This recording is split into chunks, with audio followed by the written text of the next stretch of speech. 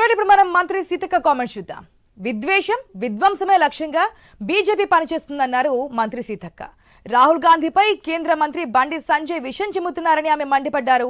కులగణనను BJP నేతలు పక్కదారి పట్టిస్తున్నారని తప్పుపట్టారు. త్యాగాల కుటుంబం నుంచి వచ్చిన రాహుల్ గాంధీని టార్గెట్ చేస్తూ మాట్లాడడం విడ్డూరంగా ఉందని విమర్శించారు ఆమె. రాహుల్ పదవుల కోసం పాకులాడే నాయకుడు కాదని, అదానీ ఆస్తులు పెంచడం కోసం ఆయన పనిచేయడం లేదన్నారు.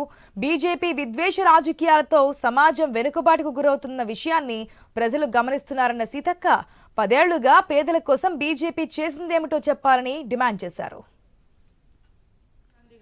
ఒక విజన్ ఉన్న నాయకుడు, ఒక త్యాగాల కుటుంబం నుంచి వచ్చి 35 సంవత్సరాలైనా కూడా ఇప్పటి వరకు ఎలాంటి పదవులు లేకుండా దేశం కోసం పనిచేస్తున్నటువంటి రాహుల్ గాంధీ గారిని బీజేపీ గ్రామ నాయకత్వం నుంచి మోడీ వరకు టార్గెట్ చేసి కించపరిచేటువంటి మాటలు మాట్లాడుతున్నారు.